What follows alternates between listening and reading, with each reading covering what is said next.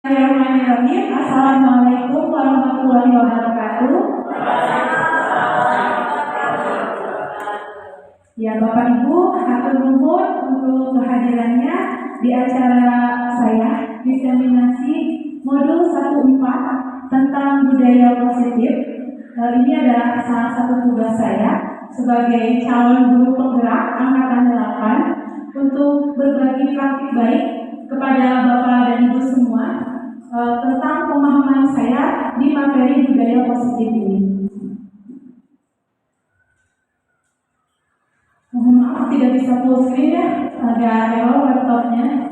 Baik, saya bertanya dulu mungkin kepada Bapak Ibu, kalau kita melaksanakan pembelajaran, apakah pembelajaran itu berpusat kepada guru atau berpusat kepada siswa? Betul sekali ya Bapak Ibu. Seharusnya memang berpihak kepada siswa ya. Hal ini sesuai dengan pemikiran Ki Hajar Dewantara bahwa kita sebagai pendidik memiliki tugas untuk menuntun murid-murid kita supaya bisa berkembang sesuai dengan potensi, bakat dan minatnya. Jadi Bapak Ibu, kalau kita ibaratkan sebuah kebun binatang di mana ada ikan, misalkan ada monyet, kita tidak mungkin memaksakan monyet untuk berenang ya, tetapi kemampuan monyet adalah untuk memanjat. Nah, jadi sebagai guru kita harus bisa mengenali potensi murid-murid kita. Baik, dan kalau di sini Ki Hajar Dewantara mengibaratkan murid itu adalah sebagai benih jagung dan kita guru adalah sebagai petani jagungnya. Tugas kita sebagai guru adalah menumbuhkan benih jagung tersebut dengan cara memupuknya, merawatnya supaya jadi tanaman jagung yang berkualitas.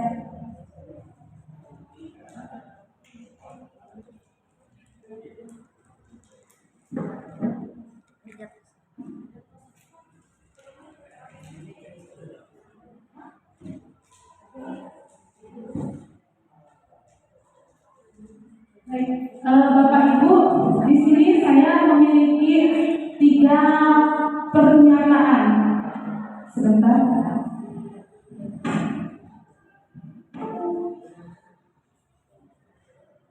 Ya, yang pertama yaitu hukuman dapat mendisiplinkan anak. Bapak Ibu, apakah setuju atau tidak?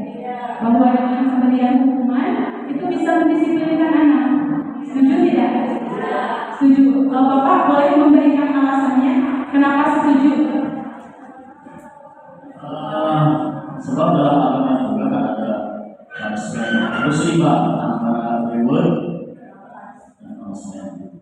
Kata agama kalau anak umur 10 tahun mendengar sholat boleh kita memukulnya, tapi dengan tujuan mendidik gitu ya, pukulan yang tidak membahayakan.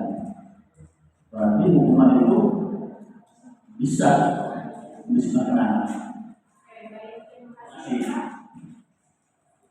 Tadi ada yang tidak setuju.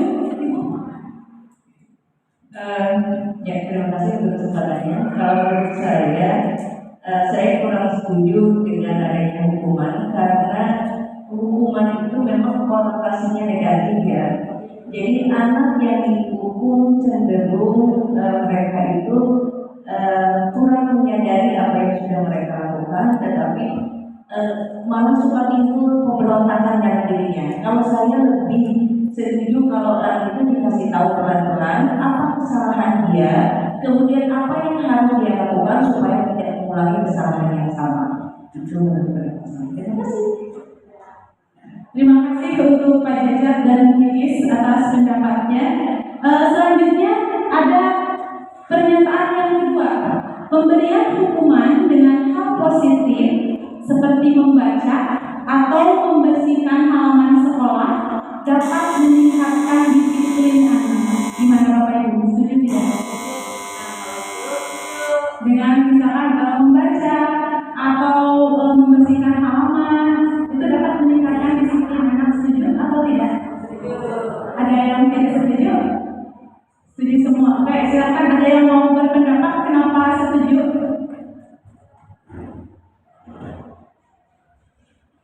Bu Eva? Fani?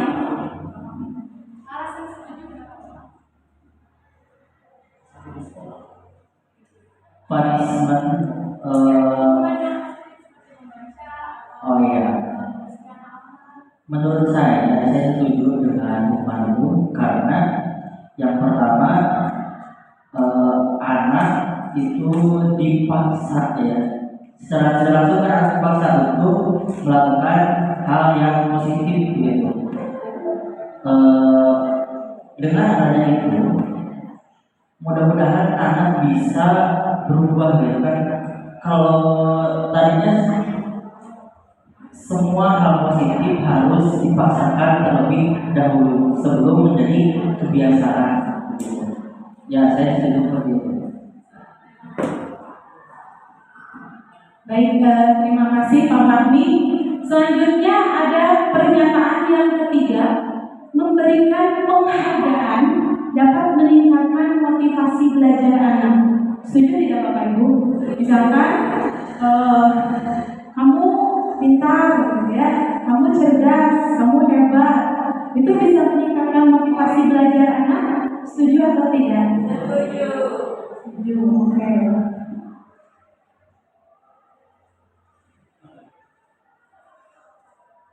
Dan Bapak Ibu, dari 3 kasus yang tadi, saya akan membuat sebuah ilustrasi dulu ya. Saya minta Bapak Ibu untuk berkelompok, berdua-berdua. Tenang, ini bukan hal yang susah, hal yang mudah. Bu Titik mungkin bisa maju ke depan ya, sama Bu Eva. Pak Niko mungkin bisa sama Pak Ani ya. Berdua-berdua ya. Nah, jadi pas. Silahkan Bapak Ibu yang sekelompok menentukan siapa yang jadi A dan siapa yang jadi B. Nah, yang jadi A, saya akan memberikan sebuah kertas. Silahkan tuliskan sebuah benda yang paling berharga, yang menurut Bapak Ibu sangat-sangat berharga. Misalkan boleh HP, laptop, mobil, rumah.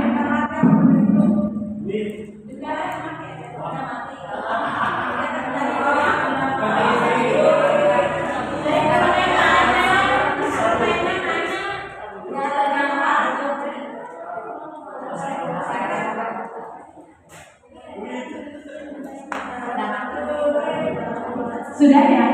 Sudah dicatat benda yang paling berharga menurut Bapak Ibu? Nah, sekarang menurut yang A, saya minta untuk menggenggam kertas yang tadi yang tulisan benda paling berharga buat Bapak Ibu, ya, digenggam. Nah, sekarang si B yang jadi B, saya minta untuk membujuk, menghardik boleh, memarahi, membentak boleh. Silakan dengan berbagai cara.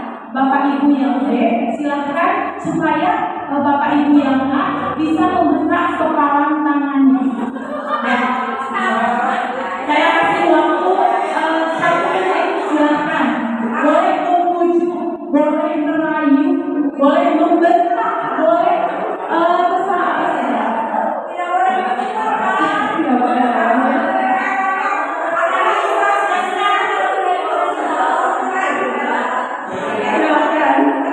Berhasil tidak?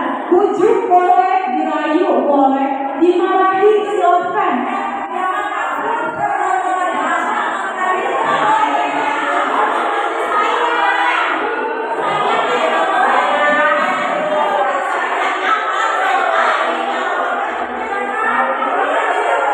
Baik, oke, waktunya habis. Nah, Bapak Ibu yang B, coba saya tanya, siapa yang berhasil membuka Bapak Ibu yang tangannya A? Ada? Tidak ada? Tidak ada ya? Baik, Bapak Ibu, satu hal yang bisa kita pelajari Dari pertanyaan tadi saya di slide yang kedua dengan pertanyaan saya tadi yang kita inisiatif ya dari slide yang ketiga, mungkin kita sebagai guru ketika ada anak yang mungkin melakukan kesalahan, kita sebagai guru bisa merayunya dengan cara memberikan pujian untuk anak yang baik ya, berprestasi misalkan. Nah, tetapi untuk anak yang kurang, misalkan kita dengan memberikan hukuman, tapi apakah itu efektif atau tidak? Ya, jadi mungkin bisa efektif Bapak Ibu. Ketika pelajaran saya mungkin saya memberikan hukuman anak tersebut mungkin menurut ya, tetapi ketika pelajaran guru lain apakah sama? Belum tentu ya. Nah, jadi yang harus kita tumbuhkan dari murid-murid kita adalah dengan kesadaran dirinya ya, dengan kita membangun. Kalau mereka tidak mau sekeras mungkin kita berusaha untuk meminta mereka membukanya, mereka tidak akan mau kan, meskipun kita membujuk, merayu, memarahi, tetap tidak bisa. Baik, ini adalah perubahan paradigma teori ilusi kontrol. Dulu sebagai guru kita berpacu pada teori stimulus respon ya. Kita mengilusikan bahwa guru itu bisa mengontrol murid, bahwa kita itu sebagai guru kita bisa mengontrol murid-murid kita dengan memberikan hukuman, dengan memberikan ujian. Tapi sebetulnya itu kurang efektif ya. Dan yang kedua, ilusi bahwa kritik dan membuat orang merasa bersalah dapat melakukan karakter. Saya pernah kepada murid melakukan hal ini ketika misalkan kemarin misalkan kalau ada kegiatan apa, kita mungkin pernah mengatakan kamu kerjakan dong tugasnya, nanti ibu yang dimarahi, bisa seperti itu ya. Mungkin kita semua pernah melakukan hal tersebut. Lalu yang ketiga, ilusi bahwa semua penguatan positif, efektif dan bermanfaat. Kita dengan memberikan pujian, dengan memberikan penghargaan, kita menganggap itu sebagai efektif ya. Misalkan kalau saya dulu pernah Bapak Ibu ketika pembelajaran untuk anak yang bisa menjawab pertanyaan, saya kasih permen, atau saya kasih coklat. Nah, tapi sebenarnya tidak efektif ya, itu masih merupakan suatu ilusi. Dan yang keempat yaitu ilusi bahwa orang dewasa memiliki hak untuk memaksa. Kita sebagai guru bisa memaksa murid-murid kita. Mungkin bisa efektif, tetapi tidak untuk jangka waktu yang panjang ya.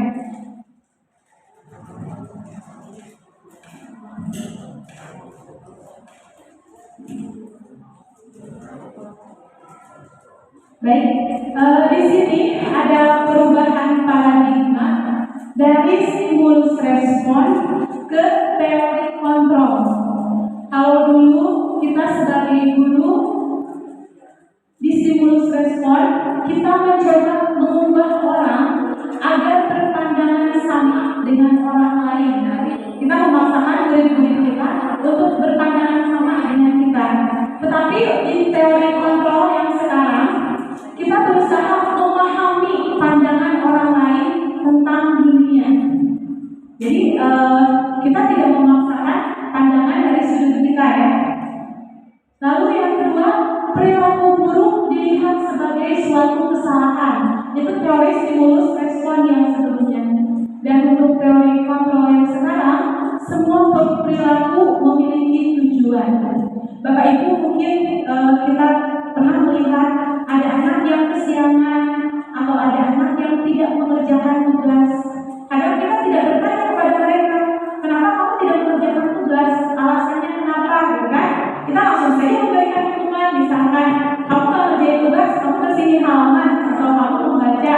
Padahal setiap perilaku itu memiliki tujuan ya, memiliki alasan. Lalu yang ketiga, orang lain bisa mengontrol saya. Nah, itu adalah teori stimulus respon. Kalau teori kontrol, hanya Anda yang bisa mengontrol diri Anda. Jadi, kalau misalkan kita bisa memaksa murid-murid kita untuk melakukan sesuatu yang kita inginkan, belum tentu ya Bapak Ibu, karena hanya diri mereka sendiri yang bisa mengontrol diri mereka.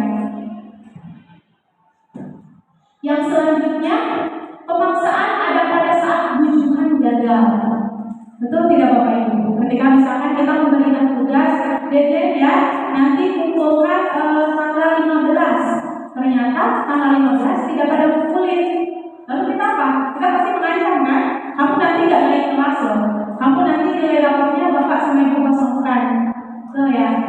Ya, saya juga pernah seperti itu. Ya, mungkin semua guru seperti itu, betul Bapak. Ya, yang selanjutnya model berpikir menang kalah. Itu dulu, yang sekarang adalah model berpikir menang-menang. Jadi kita bukan sebagai guru yang harus menang, murid yang harus kalah, tetapi kita guru harus menang dan murid-murid kita juga harus menang, ya. Win-win solution, betul. Nah ini pembelajaran dengan paradigma baru merupakan pembelajaran yang dirancang berdasarkan prinsip pembelajaran berdiferensiasi. Mungkin ketika IHP kita sudah membahas ya Bapak Ibu tentang pembelajaran berdiferensiasi. Fungsinya buat apa? Karena dalam pembelajaran berdiferensiasi itu ada sebuah syarat di mana kita sebagai guru, kita itu pertama harus mengetahui kebutuhan dan gaya belajar murid-murid kita. Mereka yang visual mungkin lebih cepat memahami ketika membaca sebuah teks, sedangkan mereka yang auditory mungkin mereka lebih cepat memahami ketika Bapak Ibu menjelaskan. Baik.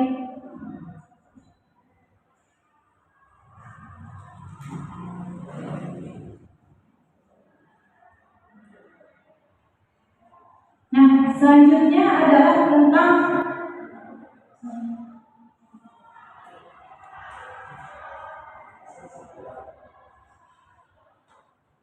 ini adalah konsep inti budaya positif. Tadi yang saya sudah bahas di awal itu adalah paradigma, perubahan paradigma belajar dari yang dulu kita teori stimulus respon menjadi teori kontrol. Yang selanjutnya kita akan membahas tentang disiplin positif.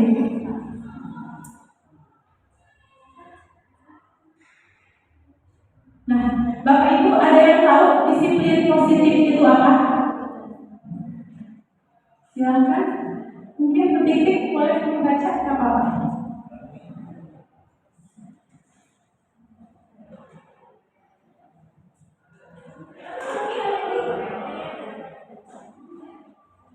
Disiplin positif merupakan suatu cara penerapan disiplin tanpa kekerasan, ancaman yang dalam praktiknya melibatkan perilaku komunikatif efektif antara guru dan murid.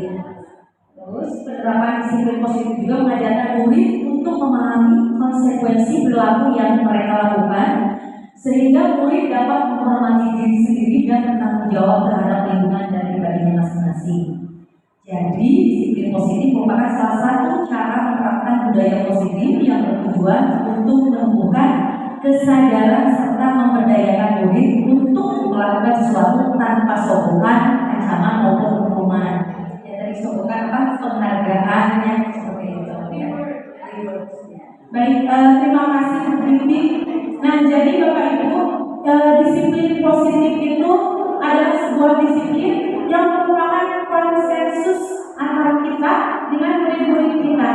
Bapak Ibu mungkin pernah melihat kasus guru misalkan yang ada yang sampai dipukul murid, ada yang sampai dilempar orang tua murid dengan batu ya, sampai matanya cacat. Ada yang kasus yang terakhir.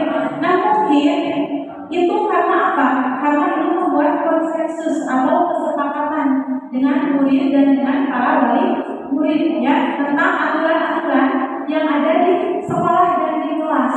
Misalkan Bapak Ibu mungkin ketika mengajar pernah merasakan kita lagi dengan capek, tiba-tiba mereka ngobrol di belakang, ya kan?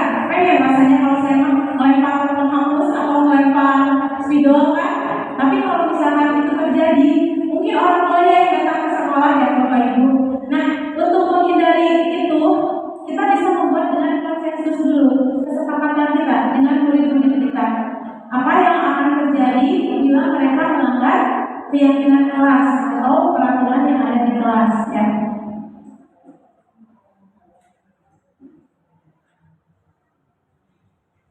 tadi saya sudah membahas Bapak Ibu, ketika kita akan membuat sebuah peraturan, kita bisa berlandaskan kepada nilai-nilai kebajikan. Nilai-nilai kebajikan ini ditumbuhkan dari disiplin positif yang tadi ya, sehingga mungkin akan bisa membawa murid pada nilai kebajikan yang sesuai dengan profil pelajar Pancasila ya. Ada 6 seperti biasa. Beriman dan bertakwa kepada Tuhan Yang Maha Esa dan berakhlak mulia, mandiri, gotong royong, kreatif, bernalar kritis, dan berkebinekaan global ya.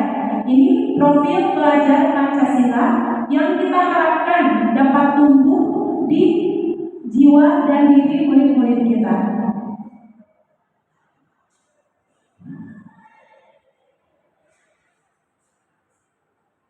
Nah, Bapak Ibu, selanjutnya dari disiplin positif adalah kebutuhan dasar manusia. Kebutuhan dasar manusia itu apa, Bapak Ibu? Betul sekali ya.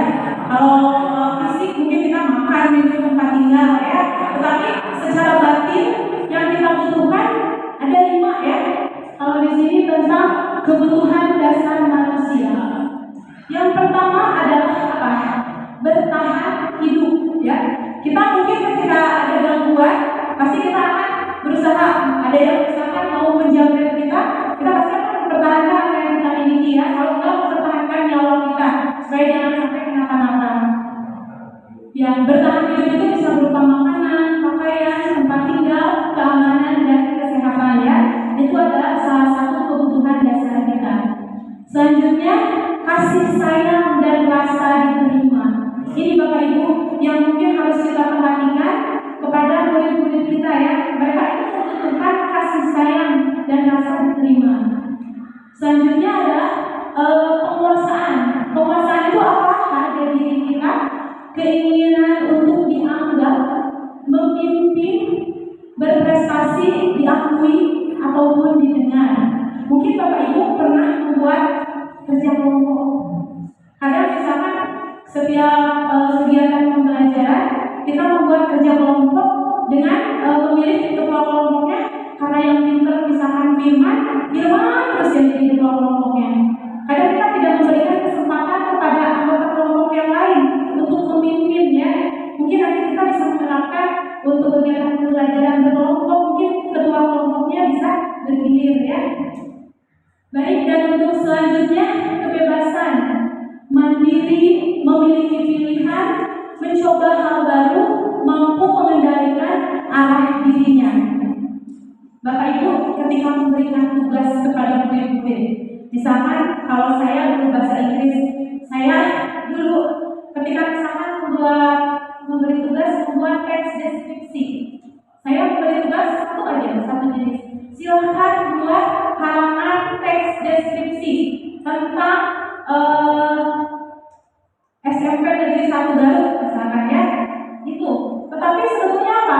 Apakah mungkin murid-murid kita semua suka dengan menulis, atau misalkan murid-murid kita semua suka dengan tema SMP Negeri 1 Garut? Belum tentu ya Bapak Ibu ya. Nah, salah satu dari tujuan pembelajaran berdiferensiasi ini yaitu untuk memberikan kebebasan kepada murid-murid untuk memilih apa yang mereka sukai. Bapak Ibu misalkan kalau saya guru bahasa Inggris, saya sudah mulai menerapkan sekarang ketika saya memberikan tugas pembelajaran teks deskripsi. Saya meminta anak untuk membuat teks deskripsi bebas, mau seperti apa? Boleh berupa voice note, boleh berupa video, boleh berupa infografis, boleh diketik bebas ya. Jadi terus temanya apa? Apakah tentang SMP Negeri 1 Garut semua? Enggak, saya bebaskan, silakan. Kalau kalian misalkan ingin menceritakan tentang rumah kalian, ceritakan rumah kalian. Kalau kalian ingin menceritakan pacar kalian yang cantik, ciri-cirinya seperti apa, silahkan ceritakan. Gitu ya. Nah, jadi salah satu tujuan dari pembelajaran berdiferensiasi juga adalah untuk memenuhi kebutuhan dan gaya belajar masing-masing anak.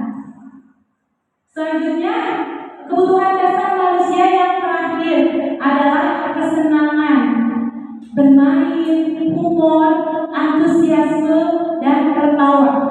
Mungkin kadang kita perlu juga ya Bapak Ibu menerapkan yang namanya game atau ice breaking. Meskipun kadang tidak semua anak suka Bapak Ibu kita membuat games ataupun ice breaking, tetapi itu bisa jadi untuk mencegah kebosanan ya Bapak Ibu. Karena saya membahas tentang games dan ice breaking, yuk kita games dulu ya. Bapak Ibu boleh ikutin tangan saya, ikutin gerakan saya ya. Oke, ya. Perhatikan ya. Kalau saya bilang putar, Bapak Ibu tangannya semua ambil satu jari yang tangan kanan, putar, putar, putar, putar lebih cepat, putar, putar, putar, putar, putar, putar, putar, putar, putar, pegang dagu, pegang dagu. Benar sekali Bapak Ibu ya. Oke, dagu ini jidat Bapak Ibu bukan dagu. Nah, kadang kita fokus pada sesuatu jadi kita tidak menggunakan telinga. Tapi tadi masih ada yang pegang dagu, memang pegang dagu betul hebat. Kalau saya kadang pegang jidat.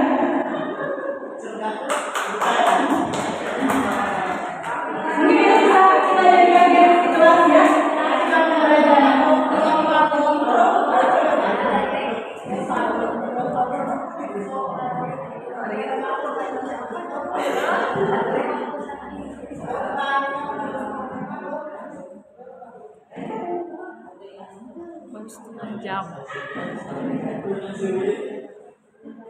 Nah, Bapak Ibu, selanjutnya saya akan membahas tentang motivasi perilaku manusia. Bapak Ibu, kalau saya boleh tanya, ketika Bapak Ibu menjadi siswa, apa yang melandasi Bapak Ibu misalkan melakukan sesuatu, mengerjakan tugas? Apakah karena takut dihukum guru? Rasa takut bisa juga ya Bapak Ibu. Atau juga bisa ingin mendapatkan penghargaan ya, misalkan ingin mendapatkan nilai yang bagus, ya betul.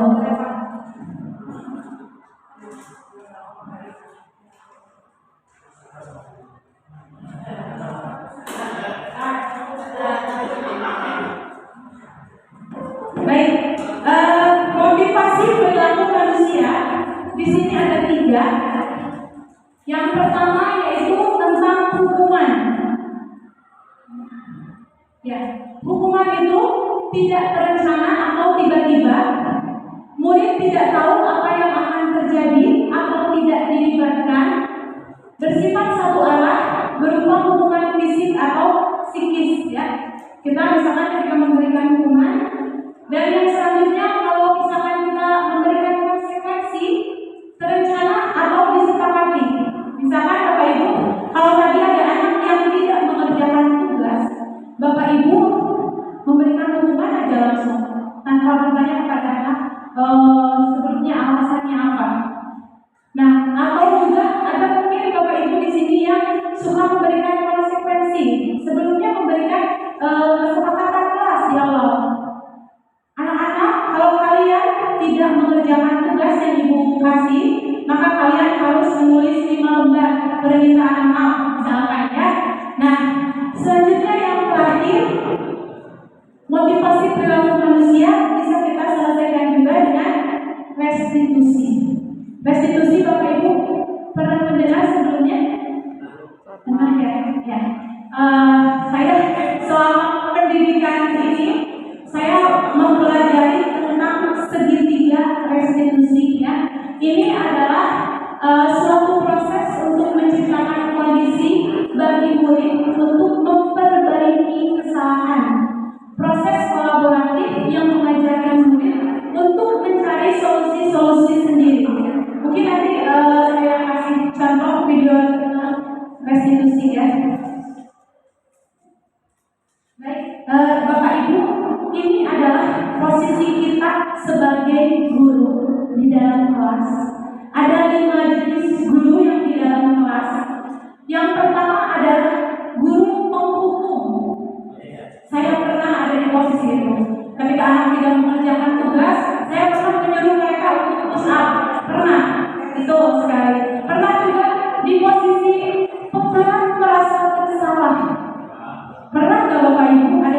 sini, kalau kamu tidak mengerjakan tugas yang ibu berikan, orang tua kamu ibu panggil ke sekolah. Pasti pernah juga ya? Baik, atau juga ada di posisi teman. Mungkin pernah kita dengan siswa kita memposisikan diri sebagai teman. Kerjakan dong, nanti kalau ada yang susah ibu bantu. Nah, atau juga di posisi pemantau, dengan tadi memberikan konsekuensi ya. Misalkan kalau tidak mengerjakan tugas, berarti kamu nanti istirahat di ruangan ya, kerjakan tugasnya sebagai konsekuensi karena tadi tidak mengerjakan tugas. Dan yang terakhir adalah manajer. Bapak Ibu, menurut Bapak Ibu, di antara 5 posisi kontrol guru ini, mana yang paling baik? Apakah sebagai guru, pembuat merasa bersalah, sebagai teman, sebagai pemantau, atau sebagai manajer? Silakan, ada yang mau berpendapat?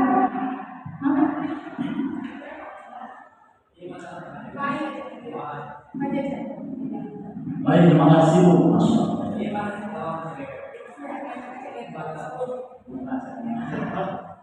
Kalau saya kelima-lima ini perlu diskusi dalam situasi tertentu. Hukuman perlu, Pak.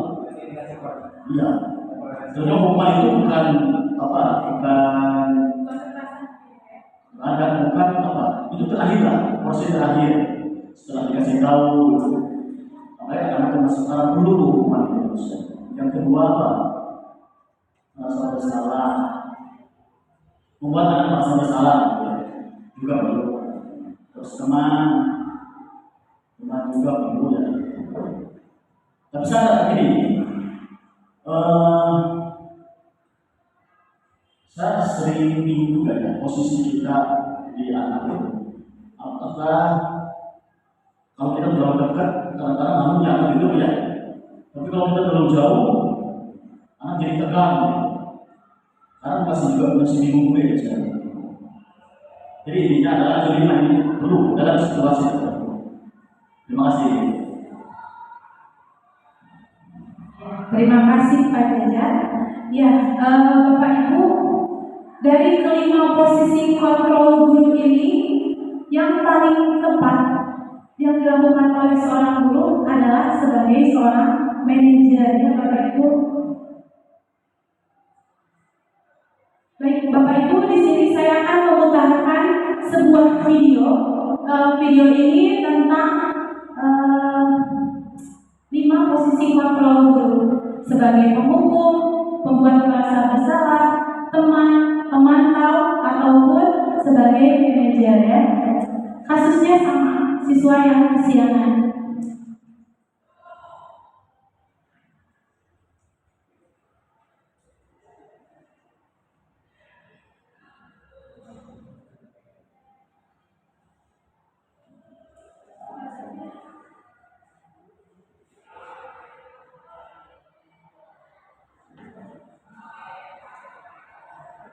Pakai mic aja gitu dong.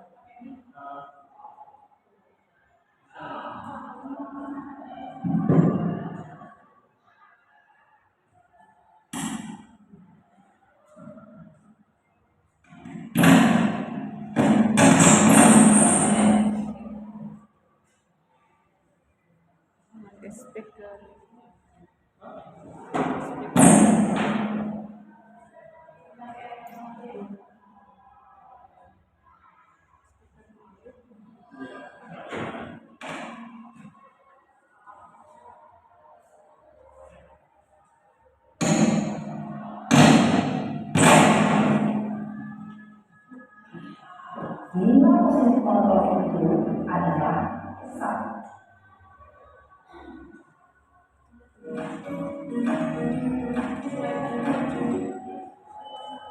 Salam bahagia ibu dan bapak guru hebat dalam menerapkan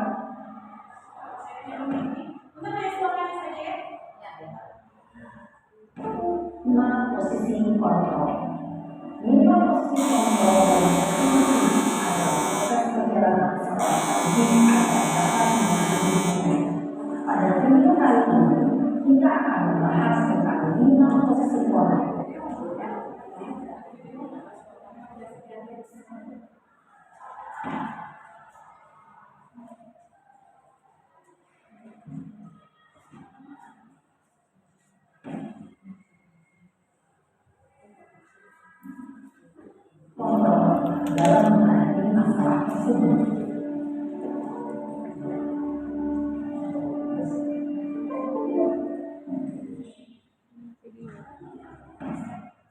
Keduanya aja.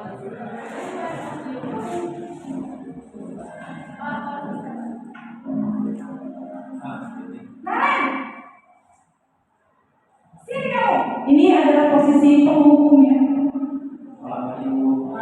Selalu terlambat. Kamu deh, pasti terlambat. Apa? Apa coba? Video. Apa lagi? Kapan sih kamu tidak terlambat? Malas sekali ya kamu jadi anak. Gak kemas. Gak kapok sih kamu. Sudah berapa kali terlambat? Sana, kamu pilih lapangan basket 2 kali. Kenapa saya harus beli lapangan basket, Bu? Kenapa? Kamu mau lagi, Bu? Berani-beraninya jawab. Sudah terlambat, masih berani jawab pula. Sekarang, keliling lapangan basket 5 kali sekalian. Biar kapok. Cepat. Pergi sama lapangan basket. Posisi. Nah itu Bapak Ibu sebagai penghukum biasanya suka ada efek negatif kita sebagai guru ya. Kita mungkin bisa saja tidak disukai atau dibenci oleh murid-murid kita ya. Si penghukum biasanya berbicara dengan nada tinggi, menghakimi, menunjuk-nunjuk, menyakiti, dan menyindir. Hukuman bisa berupa fisik maupun psikis. Ibu dan bapak lebih hebat, dampak yang terjadi pada murid ketika guru berada pada posisi penghukum adalah murid cenderung akan memberontak, bahkan menyimpan dendam.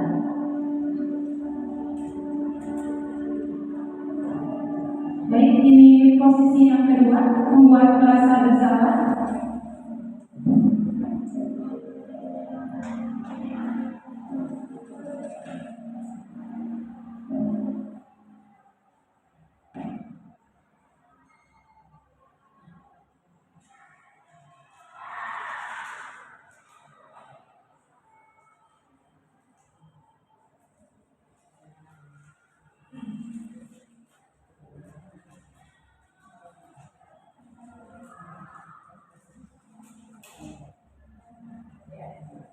Senang ya bikin ibu susah ya? 5 kali sekali. Apa lagi? Terjadi pada murid ketika guru berada pada Apa ini, Bu? Naren. Kamu kenapa terlambat lagi, nak? Ya Tuhan, Naren.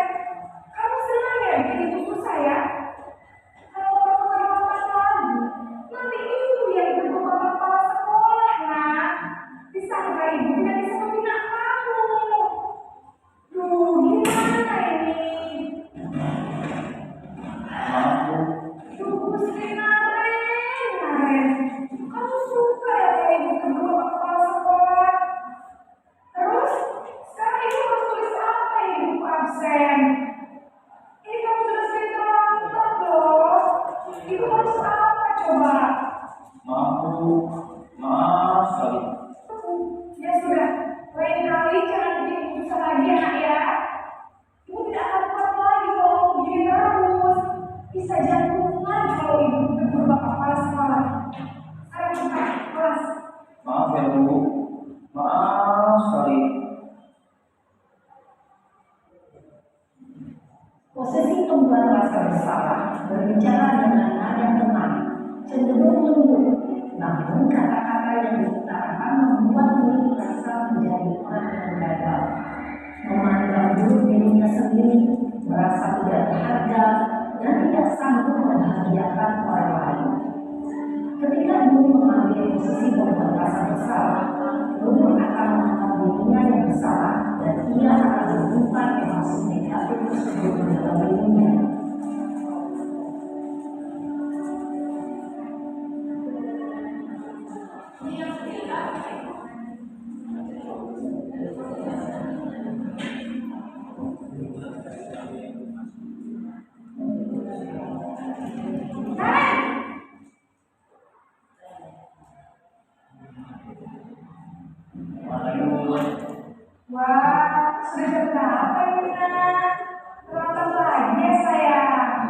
Iya Bu, habis ibu saya bersama pacar saya Bu.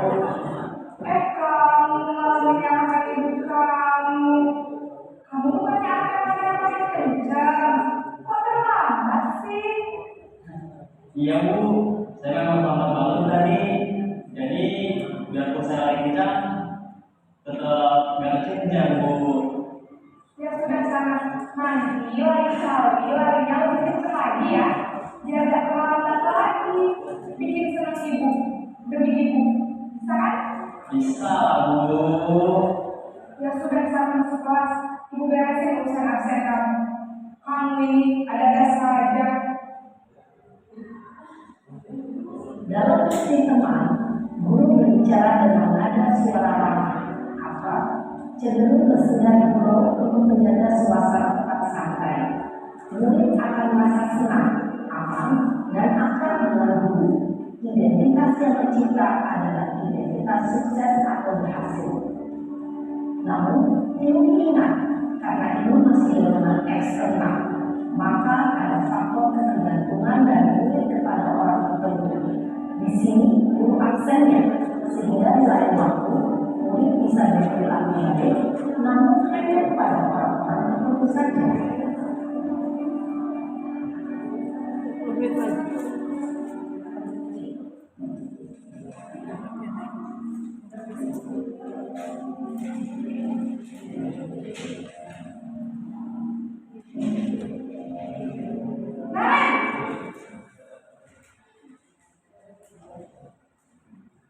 Apa ini Bu? Naren, apa peraturan sekolah kita tentang jam berapa kita harus masuk sekolah? Nah, Kita harus di sekolah dulu Bu. iya betul. Sekarang sudah jam 7.20. Naren sudah tahu konsekuensinya jika terlambat lagi. Paham Bu? Saya harus tinggal kelas pas jam istirahat selama 20 menit. Iya benar, konsekuensinya demikian. Jadi nanti jam 9.30 pas istirahat, kamu harus tinggal di kelas, kerjakan tugas tambahan untuk ketinggalan kamu, ya. Baik Bu. Posisi pemantau mengandalkan hitungan atau data untuk mengontrol murid. Guru mengarahkan murid berdasarkan peraturan dan konsekuensi. Seorang pemantau menunjukkan bahasa tubuh dan ekspresi wajah yang datar dan cenderung formal.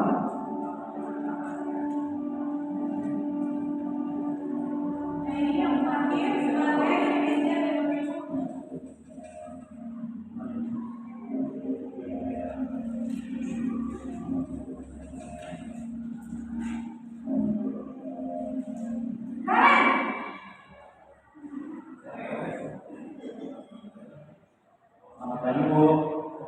Selamat pagi, Naren. Maaf Bu, saya terlambat. Iya, sekolah masuknya jam 7, sekarang sudah jam 7.20. Jadi sekarang bagaimana ini, Naren? Maaf Bu, saya lupa les malam. Baiklah, menurut kamu, keyakinan sekolah yang mana yang perlu kamu tingkatkan? Menghargai diri sendiri dan orang lain mungkin ya Bu. Setuju. Jadi, apakah kalian meyakini prinsip saling mengurangi tersebut? Iya Bu, saya meyakininya. Apakah kalian bersedia memperbaiki masalah keterlambatan ini? Bersedia Bu. Bagaimana kamu akan memperbaiki masalah keterlambatan ini? Saya akan coba untuk pindah rumahnya saya Bu. Baik, kalau kalian komputer di rumah, ada orang yang kira-kira bisa bantu mengingatkan tidak? Ada Bu, kakak saya, Kak Emma. Ada lagi selain KM? Selain Kak Emma, ada ibu saya. Baik, jadi yang mengingatkan kalian adalah Kak Emma dan ibu kalian. Kira-kira akan mulai searah kapan kalian? Setelah pulang sekolah, akan segera saya lakukan. Baik, jadi kalian akan segera lagi untuk bangun besok pagi dan akan diingatkan oleh kakak dan ibu kalian ya. Ada lagi yang perlu dilakukan ya, agar tidak terlambat bangun lagi. Tidak ada Bu. Baik kalian, terima kasih untuk bersama kamu. Sekarang kamu perlu kembali ke kelas untuk belajar. Baik Bu, terima kasih.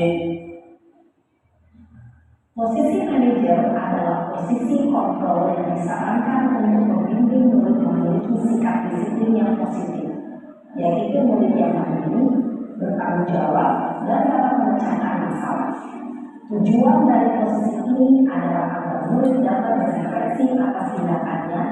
Guru akan lebih tulus memberikan pertanyaan-pertanyaan bermakna, sehingga membuat murid dapat belajar dari kesalahannya dan mencari sebuah solusi untuk menyelesaikannya. Ibu dan bapak guru hebat setelah mengamati adegan kelima. Baik, Bapak Ibu, itu contoh simulasi ya, bagaimana menangani siswa yang terlambat. Yang terakhir yaitu dengan posisi kontrol sebagai manajer. Nah, tadi Ibu Guru dengan Karen pada posisi kontrol sebagai manajer menempatkan diri dengan menerapkan segitiga restitusi. Tadi sudah saya singgung di awal ya Bapak Ibu ya, tentang segitiga restitusi.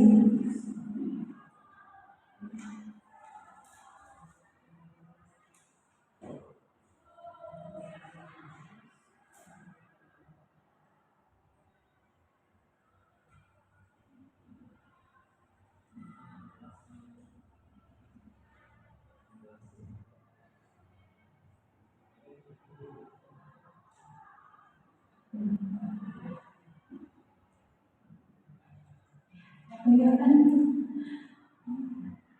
nggak bisa dipisahin ternyata.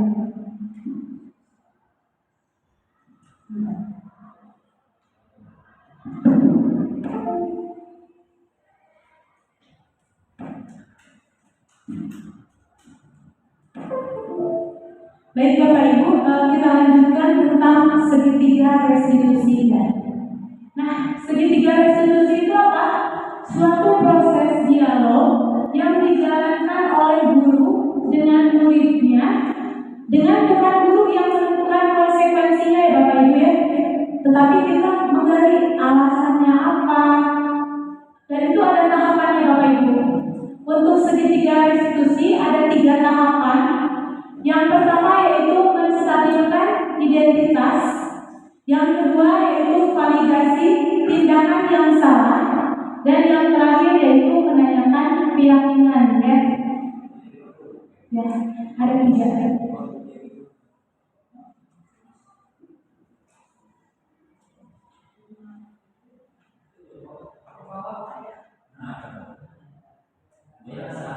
Lumayan besar ya. Nah, yang pertama yaitu menstabilkan identitas. Kalau tadi kita lihat di video, Ibu Guru bertanya kepada Naren ya, alasannya kenapa? Kenapa kamu berbuat seperti itu? Kenapa kamu kesiangan? Tadi kan Naren mengungkapkan alasannya ya, karena alamnya lupa disetel. Nah itu Bapak Ibu ada hubungannya dengan teori yang pertama tadi, bahwa setiap perilaku itu memiliki tujuan ya. Nah, berdasarkan prinsip membuat kesalahan adalah bagian dari proses pembelajaran. Jadi ketika anak-anak kita dan murid-murid kita berbuat kesalahan, itu adalah sebetulnya suatu proses pembelajaran ya. Kalimatnya bisa seperti ini Bapak Ibu, berbuat salah itu wajar ya nggak? Mungkin kita juga ketika masih menjadi siswa tidak sempurna 100% ya Bapak Ibu.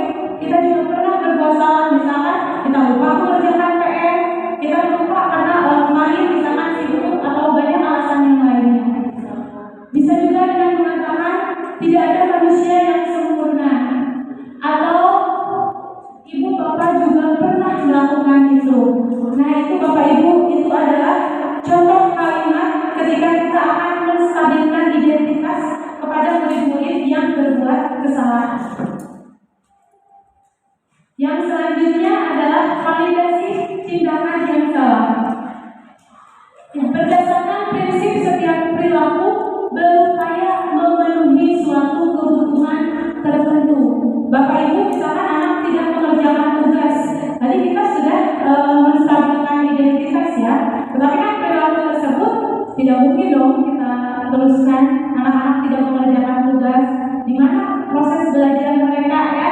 Nah, kita bisa validasi tindakan yang salah, misalkan dengan mengatakan kamu pasti punya alasan mengapa melakukan hal itu, padahal kamu bisa melakukan yang lebih buruk dari ini ya. Kamu patut bangga karena sudah melindungi sesuatu yang penting buatmu. Kamu melakukannya karena mempertahankan sesuatu yang penting bagimu. Nah, itu adalah contoh-contoh kalimat validasi tindakan yang salah.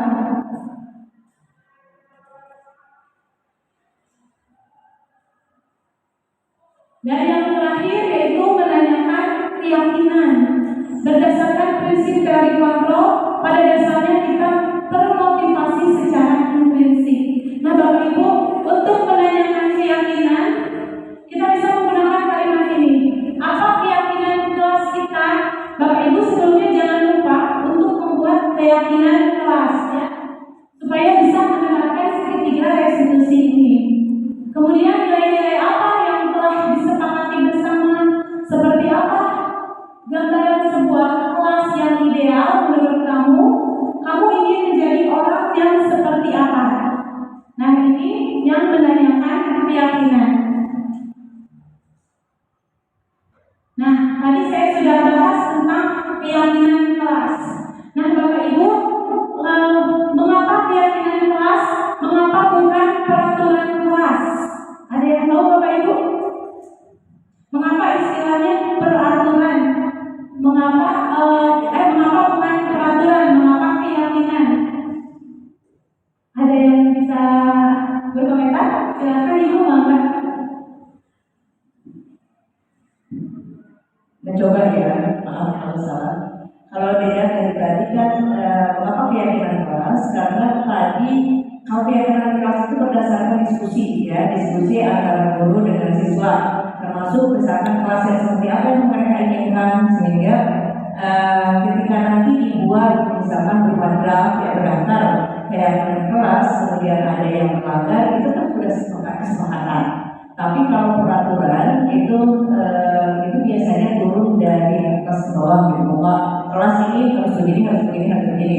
Kalau keyakinan itu hasil dari diskusi antara guru dengan siswa, disepakati bahwa misalkan anak tidak nyaman kalau kelasnya kotor, berarti yang sama. Dan anak tidak nyaman kalau gurunya sering keluar masuk, kalau siswa pada korban.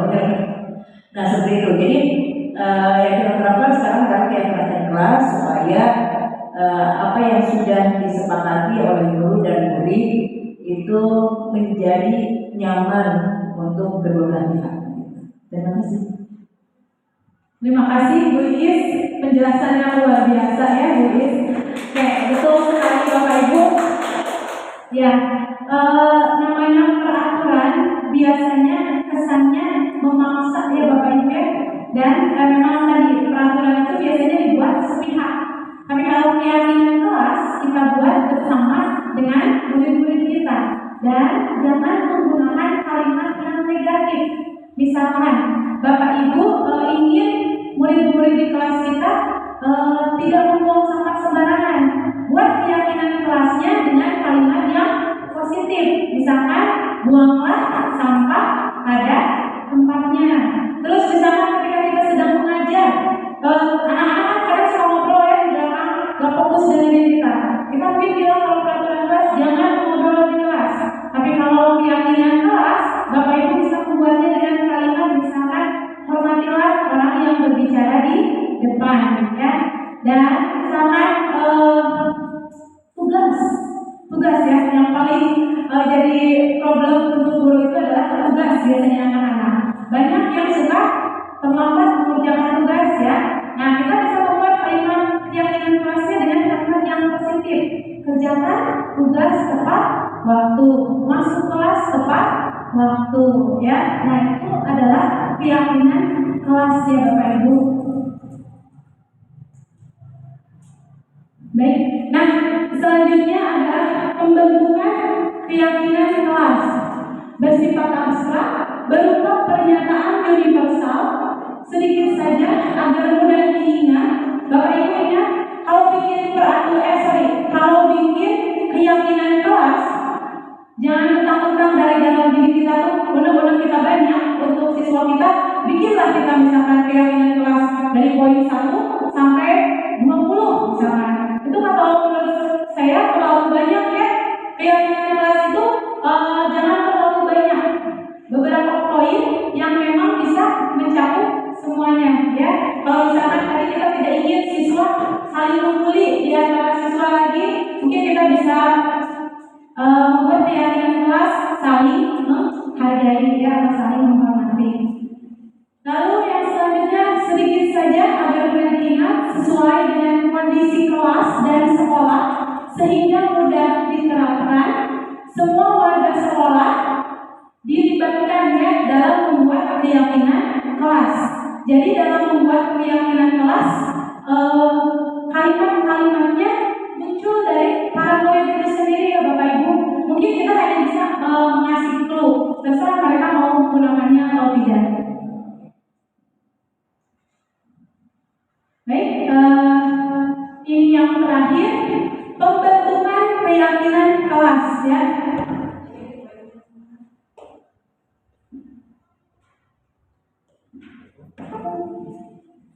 Baik, ada 5 poin dalam pembentukan keyakinan kelas.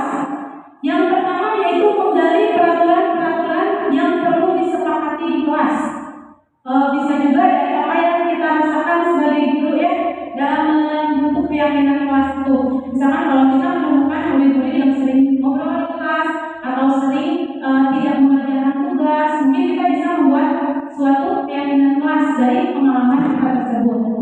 Lalu yang kedua, guru dan siswa memilih peraturan kelas yang penting. Bapak Ibu, kalau misalkan tadi saya menerapkan di kelas 8K, saya membuat peraturan kelas, saya memberikan kertas sticky notes ini untuk diisi setiap siswa. Masing-masing siswa silahkan menuliskan keyakinan kelas apa yang ingin mereka buat. Tadi di depan kelas itu banyak sekali. Saya menyediakan kertas karton. Nah, siswa-siswa di situ menempelkannya. Lalu kemudian saya bersama siswa-siswa memilih peraturan keyakinan kelas yang mana yang akan diterapkan, karena dari kurang lebih 40 siswa itu kalimatnya banyak yang sama ya. Yang ketiga, mengubah peraturan kelas menjadi kalimat positif dan berubahnya menjadi keyakinan kelas. Tadi yang sudah saya bilang sebelumnya, jangan menggunakan kalimat yang negatif ya. Lalu yang selanjutnya yang keempat, mengecek dan menyepakati keyakinan kelas. Kalau saya tadi menerapkan, yuk kita tanda tangan. Kita tanda tangan keyakinan kelas yang sudah kalian buat tadi. Jadi saya bikin format tanda tangan untuk keyakinan kelas yang sudah tadi saya sepakati dengan anak-anak kelas 8K. Selanjutnya, pembuatan poster keyakinan kelas.